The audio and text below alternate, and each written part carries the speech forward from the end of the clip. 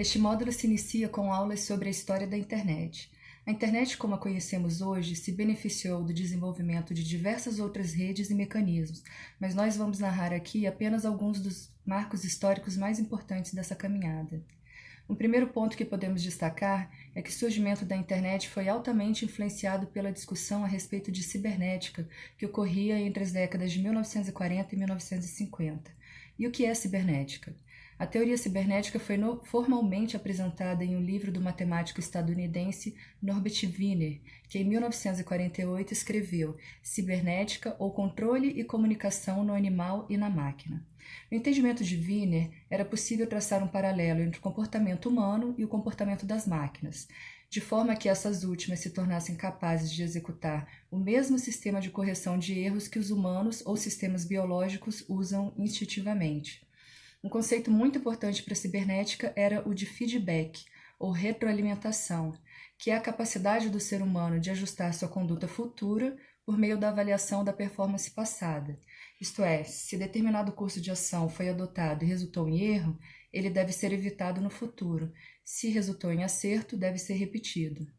Wiener entendia que o mesmo processo de correção de erros poderia ser aplicado a sistemas computacionais, para que eles alcançassem resultados cada vez mais eficazes. Para a história da internet foi a parceria que se estabeleceu entre o Departamento de Defesa dos Estados Unidos com os cientistas das principais universidades norte-americanas. Após a Segunda Guerra e ao longo de toda a Guerra Fria, o setor de defesa não só dos Estados Unidos conseguiu atrair e contratar cientistas para trabalhos de inteligência militar.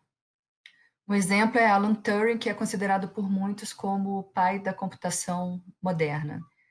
Turing ajudou a decifrar os códigos dessa máquina, a Enigma, uma máquina de criptografia que era responsável pela comunicação de toda a inteligência alemã.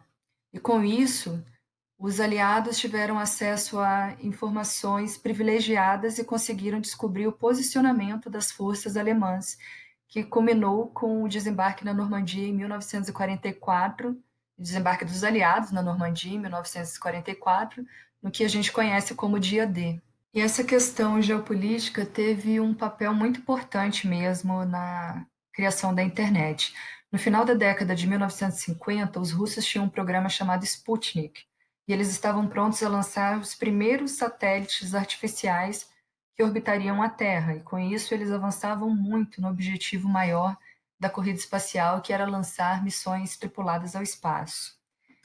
Diante dessa derrota moral, e para coordenar os esforços da pesquisa de inteligência militar, o Departamento de Defesa dos Estados Unidos criou a agência ARPA, que quer dizer Agência de Projetos de Pesquisa Avançada de Defesa. A agência contratou os trabalhos de Joseph Licklider, que era um psicólogo, mas especialista em computação. E o sonho dele era a criação de uma rede de computadores para computação interativa. Naquela época, a capacidade de processamento dos computadores era muito diferente. Então, havia universidades que tinham computadores com grande capacidade de processamento, enquanto cientistas de outras universidades que estavam em outras cidades não tinham acesso a computadores com essa performance. Então, a ideia de Licklider era criar essa rede de forma que cientistas que estivessem numa cidade pudessem acessar o computador que estava em outra cidade, e com isso aumentar a capacidade de cálculo de suas pesquisas. A princípio, o trabalho dele foi desconsiderado e ele chegou a sair da agência ARPA, mas outros engenheiros convenceram o Departamento de Defesa que esse projeto poderia beneficiar o Departamento de Defesa naquele contexto de Guerra Fria. Então, Licklider foi recontratado e eles lançaram o projeto ARPANET, uma rede que é considerada por muitos a precursora da internet como a conhecemos hoje. A forma como as redes de computadores se comunicavam até então era através de modelos centralizados, onde há um computador central que é o responsável pelo recebimento e envio de dados entre os demais computadores. Esse é um modelo genérico de como funciona uma rede centralizada, e esse aqui é uma figura demonstrando como era essa informação. Cada um dos pontos da rede, cada um dos nós, deveria entrar em contato com o nó central para conseguir transmitir informação para outro nó. No desenho da ARPANET, o conceito de rede seria inovado com a aplicação das ideias de Paul Barron e de Leonard Kleinrock. Primeiro, a rede obedeceria a um modelo descentralizado. A ideia é que essa rede fosse descentralizada e quanto mais próxima de um modelo distribuído, mais fluida seria a informação. E segundo, ela aplicaria um conceito, uma tecnologia revolucionária até então, que era a comutação por pacotes. A transmissão de uma informação na rede exige uma capacidade de processamento alta. Então, a ideia da comutação de pacotes é que você quebre as informações em pacotes menores, de tamanhos menores e tamanhos fixos. E aí, as informações trafegam na rede de forma independente, buscando seu próprio caminho e o melhor caminho até o destino final.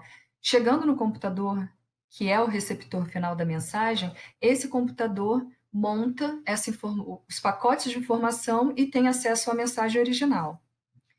A ideia dessa forma de transmissão é que a informação chegue a outros pontos do destino, mesmo que um dos nós da rede fique incomunicável ou seja destruído. Em um contexto de Guerra Fria, um modelo de comunicação como esse garantiria a circulação de informações, mesmo diante de um eventual ataque externo a uma dessas localidades, a um dos nós da rede, pois os pacotes de informação seguiriam seu caminho pelas conexões restantes. Então, em 1969, 4 universidades foram ligadas, foram os primeiros nós da ARPANET. A Universidade da Califórnia em Los Angeles, a Universidade da Califórnia em Santa Bárbara, o Stanford Research Institute e a Universidade de Utah.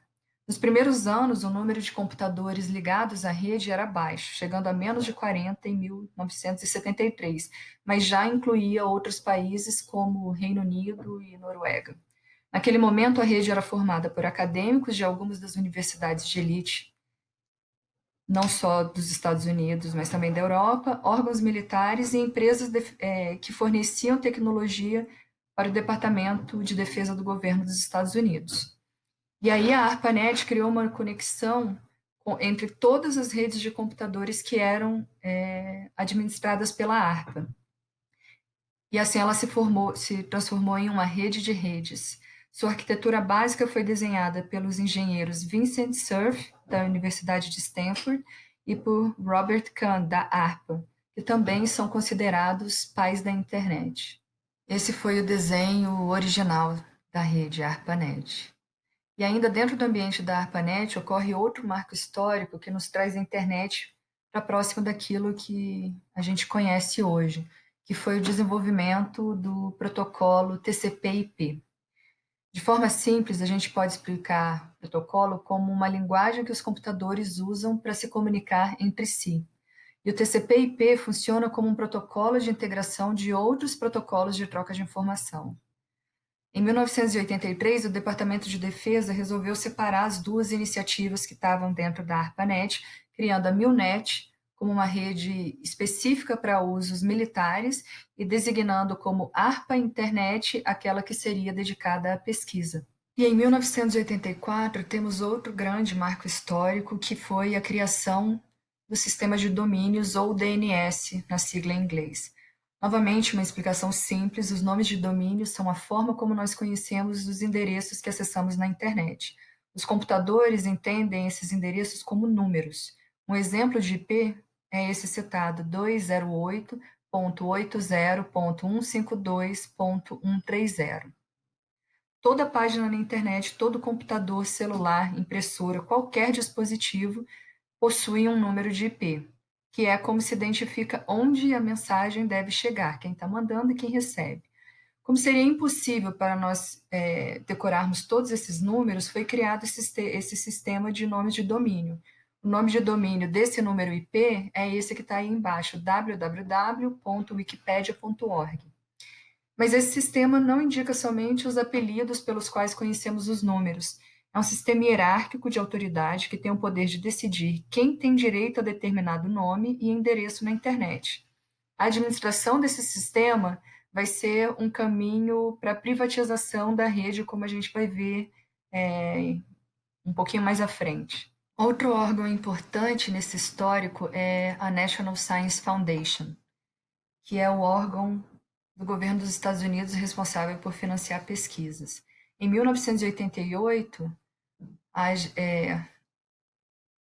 NSF passou a usar a ARPA Internet como um backbone.